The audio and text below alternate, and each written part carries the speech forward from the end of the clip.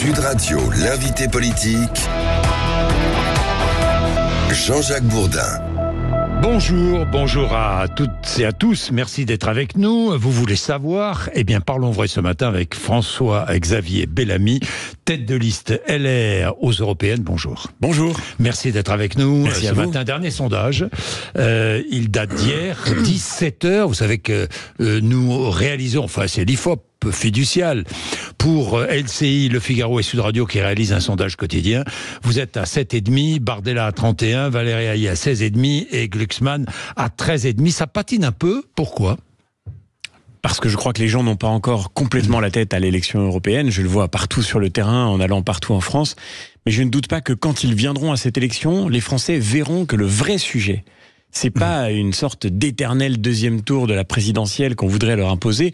Le vrai sujet de cette élection, c'est pas Macron ou Le Pen. Le vrai sujet, c'est de réussir à faire en sorte que la voix des Français soit entendue demain pour mener les combats qui comptent au Parlement européen. Et ces combats, ils s'organisent autour du grand clivage qui structure la vie démocratique en Europe, c'est-à-dire le clivage entre la droite et la gauche. Et nous représentons la droite européenne, celle qui veut sortir de la logique des normes, des contraintes, des contrôles permanents que la gauche n'a cessé d'imposer au cours des dernières années. Le vrai sujet, c'est l'Europe. C'est ce que vous dites. À juste raison, à juste raison, François-Xavier Bellamy. Pourquoi ? Parce que on parle peu d'Europe dans cette campagne jusque-là, ce que personnellement je déplore, parce que quelle Europe veut-on ? Pour quelle Europe va-t-on voter ? Alors, d'abord, quelle est la différence, votre différence avec le Rassemblement National, avec Jordan Bardella ? Mais est-ce que vous savez ce que pense le Rassemblement National sur l'Europe ? Il y a 5 ans, moi je me rappelle de M. Bardella qui disait que la priorité absolue de son parti, c'était sortir de l'Europe, sortir de l'euro, sortir de l'OTAN, qui est quand même pas un petit sujet européen, c'est la question de la défense et de la sécurité du continent. Et aujourd'hui, il dit le contraire sur tous ces sujets. En réalité, le Rassemblement National n'a aucune boussole et ça se traduit dans le fait qu'au Parlement européen, il est aux abonnés absents. Vous savez, moi je vais partout en France et j'entends des gens qui me disent on veut voter pour M. Bardella parce que on a essayé la droite, on a essayé la gauche, on a essayé le milieu, et tout le monde nous a déçus, et eux, on les a pas essayés. Mais moi, je voudrais rappeler aux Français qu'aux élections européennes, vous les avez déjà essayés. On leur a déjà accordé 2 fois, en 2019 et en 2014, le plus grand nombre de députés européens. Ils ont déjà gagné l'élection européenne. Et qu'est-ce que ça a changé pour la France ? Qu'est-ce que ça a changé pour les Français ?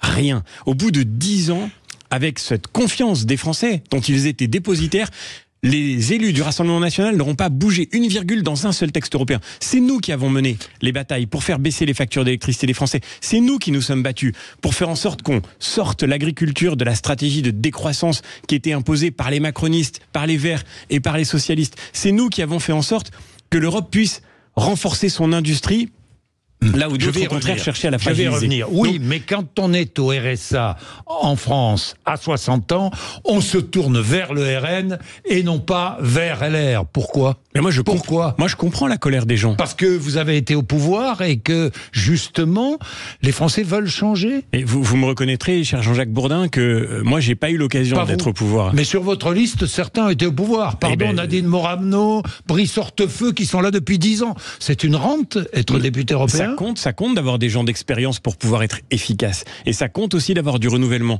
Moi, je me suis engagé dans cette élection en 2019. Ça fait 5 ans que je me bats au Parlement européen tous les jours pour faire entendre la voix des Français. Que je me bats avec des gens qui, effectivement, ont une expérience du gouvernement. Parce que si vous voulez gagner des batailles, c'est utile pour avoir de l'influence.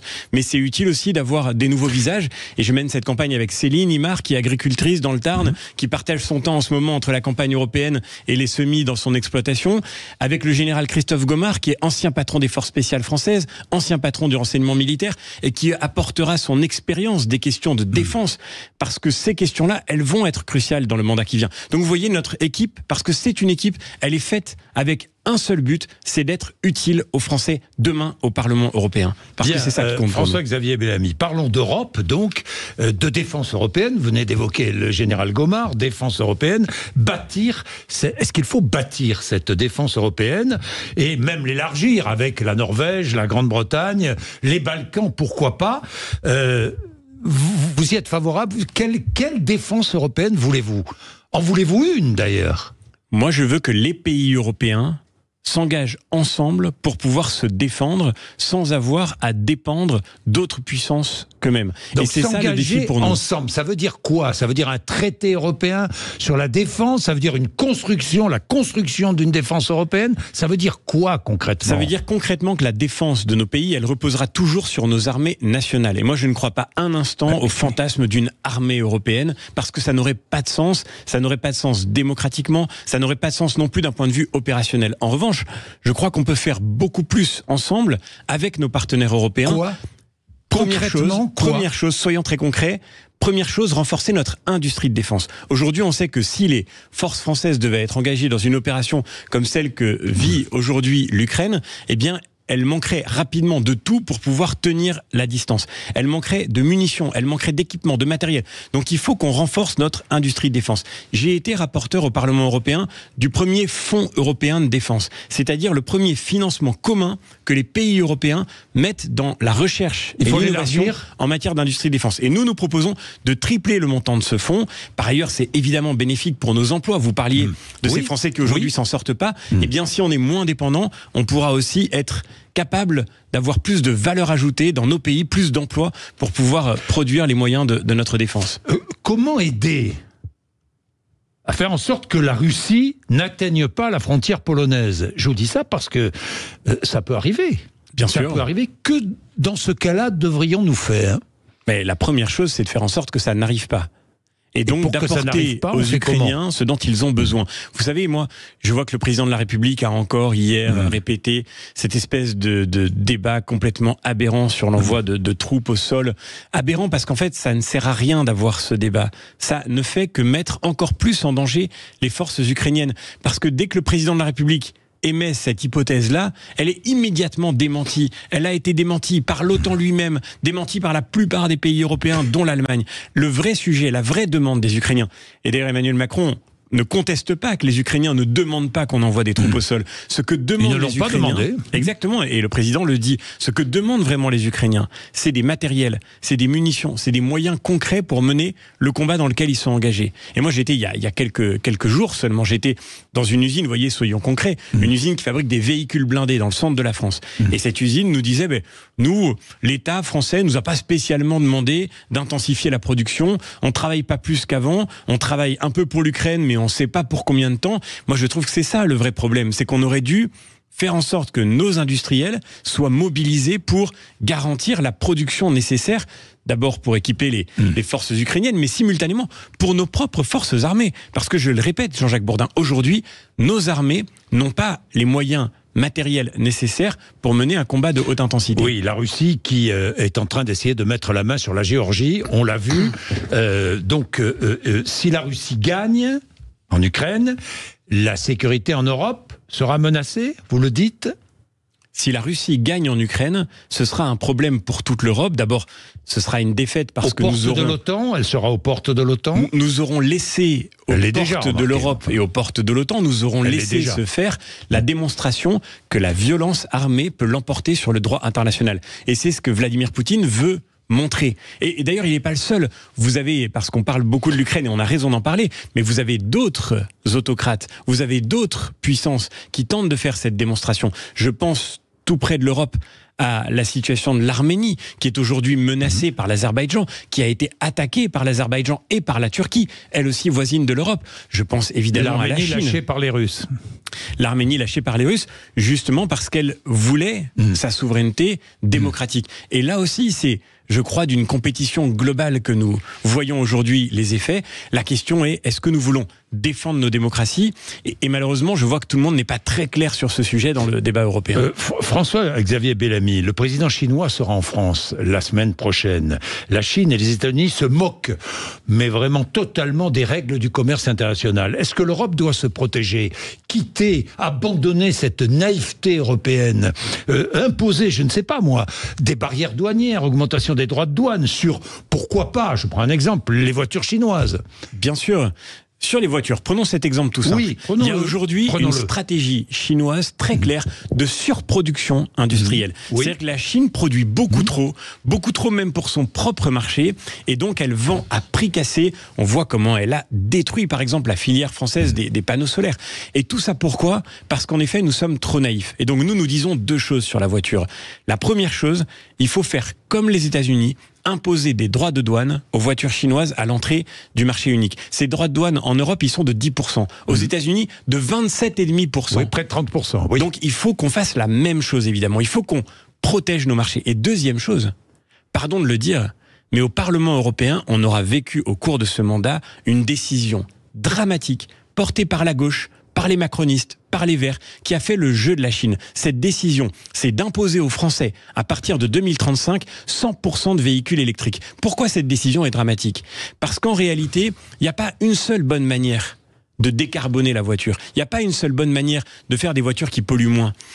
Mais en choisissant de tout concentrer sur l'électrique, on a choisi d'abord des voitures qui vont coûter très cher aux Français, et surtout on a choisi la technologie sur laquelle la Chine est en avance sur nous depuis 10 ans. Et ça, c'est d'une certaine manière un cadeau fait à Pékin, au régime chinois. Et moi, je dis, avec la droite, que demain, au Parlement européen, nous devons abroger cette obligation. Parce que les Français veulent pouvoir continuer de se déplacer avec des voitures accessibles. Nous avons une industrie automobile à protéger, à sauver, qui a le droit de chercher d'autres solutions, d'autres options pour décarboner les transports. Il n'y a pas, encore une fois, que l'électrique. Et le tout électrique a aussi un impact environnemental parce que, honnêtement, rouler dans des voitures qui sont fabriquées en Chine avec des batteries qui sont fabriquées à partir de terres rares extraites dans des conditions parfois lamentables, des batteries ça qui a peuvent aussi être un fabriquées impact sur en l'environnement. France aussi, de plus en plus. Hein. Oui, mais le problème, c'est qu'aujourd'hui, ce qu'on voit, oui. c'est que c'est la Chine qui est en train de rentrer massivement sur le marché automobile parce que c'est la technologie sur laquelle elle est en avance sur nous. François-Xavier Bellamy, vous parliez d'argent européen pour financer le réarmement militaire en Europe, de l'Europe. Mais il faut aussi de l'argent européen pour développer les nouvelles technologies, pour développer tout ce qui est lutte contre le réchauffement climatique, pour une réindustrialisation de l'Europe. Donc vous demandez plus d'Europe, si je comprends bien. Ben, on a besoin Plus que l'Europe... d'Europe ? On a besoin que l'Europe se concentre sur les sujets sur lesquels elle a une vraie valeur ajoutée. Oui. C'est-à-dire qu'on a besoin de moins de normes européennes pour contraindre nos vies quotidiennes. On a besoin de plus de stratégies communes en Europe pour renforcer nos pays dans les défis qu'ils affrontent ensemble.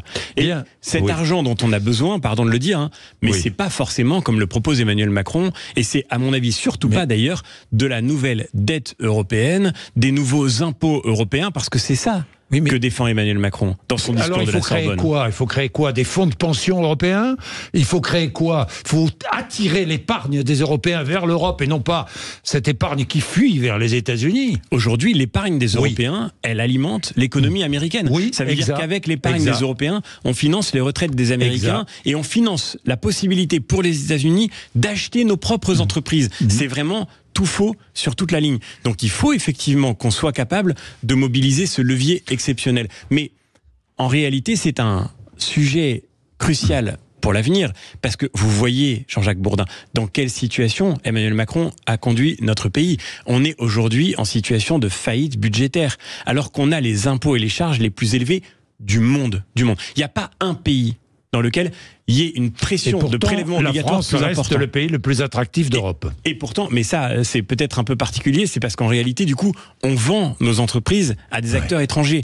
Mais la vérité de cette affaire, c'est que malgré cette dépense publique extrêmement élevée, on a des services publics qui sont tous en situation d'extrême fragilité. Donc, le vrai sujet, c'est surtout pas de faire les mêmes erreurs en Europe que celles qu'on a faites en France. Et c'est de dire non au projet, à mon avis, très dangereux qu'Emmanuel Macron propose de créer de la nouvelle dette européenne et de créer des impôts européens. Parce que ça, c'est la fuite en avant à Bruxelles de ce qu'Emmanuel Macron a déjà fait à Paris. C'est pas ça qui renforcera l'Europe. Au contraire, ce dont nous avons besoin, c'est au contraire de faire baisser les impôts, de faire baisser la dépense publique pour retrouver la liberté, la capacité d'énergie qui viennent d'abord de la société, des Français et des citoyens de nos pays. Pour investir, il faudra trouver de l'argent. Bien. Mais Sciences Po, qui ferme aujourd'hui, école occupée par des pro-palestiniens, est-ce que l'État doit envoyer les forces de l'ordre ? Doit faire évacuer ? Franchement. Ça aurait dû être fait depuis bien longtemps. Et moi, je le dis depuis le début, cet accord passé entre la direction de Sciences Po et les étudiants qui bloquaient, cet accord est scandaleux. Parce qu'en réalité, il conduit à l'humiliation d'une direction, à l'humiliation d'un gouvernement qui a approuvé cet accord, qui aujourd'hui se trouve évidemment placé devant la surenchère de ceux qui bloquent. Désapprouvé cet accord. Hein. Alors aujourd'hui, il faut faire évacuer. Vous savez, on est confronté à une menace. On est confronté à une menace très importante. Laquelle ? Qu'est-ce qu'on entend à Sciences Po aujourd'hui ? On entend derrière la préoccupation parfaitement légitime pour les populations civiles de Gaza. Oui, allez-y. Je vous poserai une question après. Derrière cette préoccupation qui est parfaitement légitime, ce qu'on entend, c'est des choses qui ne sont pas légitimes du tout. Ce qu'on entend, c'est des expressions antisémites. Ce qu'on entend, c'est des slogans qui veulent dire la destruction d'Israël en tant que tel. Et moi, je dis que face à cela, on n'a pas le droit de dire qu'on organise des débats. Parce que c'est ce que la direction de Sciences Po a fait hier. Mettre tout le monde autour de la table. Mais depuis quand on organise un débat sur la légitimité de l'antisémitisme ? Il faut mettre un stop à tout ça. Et quand vous voyez qu'aujourd'hui, l'ayatollah Khomeini félicite les étudiants de Sciences Po... c'est pas Khomeini, c'est...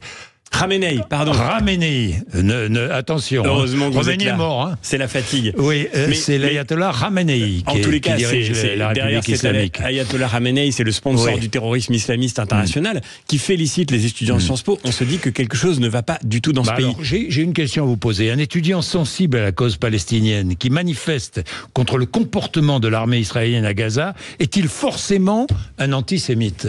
Non, à condition, je vais vous dire Jean-Jacques Bourdin une chose toute simple, à condition qu'il dénonce la force qui a lancé dans l'enfer la population civile de Gaza. Et cette force, elle s'appelle le Hamas. Parce qu'en fait, tout cela a commencé le 7 octobre. Israël a été attaqué. Et dans ce pogrom antisémite lancé par le Hamas savait très bien que la conséquence de tout cela serait évidemment la riposte israélienne. Et donc, il mettait en avant... Parce qu'il s'est toujours servi des populations civiles comme d'un bouclier humain, il mettait en avant, dans cet enfer, la population civile qu'il est supposé défendre. Est-ce que Benjamin Netanyahou doit être conduit devant le tribunal pénal international ?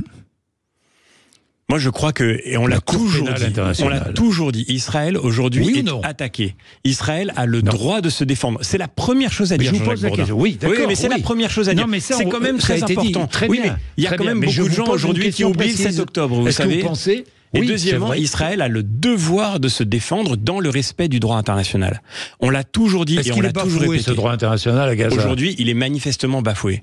Et nous avons demandé, le Parlement européen a demandé, ça a été un combat transpartisan, demandé un cessez-le-feu humanitaire d'urgence pour protéger les populations civiles. Mais encore une fois, je le redis, le premier responsable de cette situation, c'est le Hamas. Et moi, je suis révolté de voir qu'aujourd'hui, vous avez des étudiants dans nos amphis, à Sciences Po, dans le monde occidental, qui, au motif qu'ils veulent défendre le droit des populations civiles palestiniennes, finissent par endosser la cause du Hamas. Parce que c'est de ça qu'il s'agit.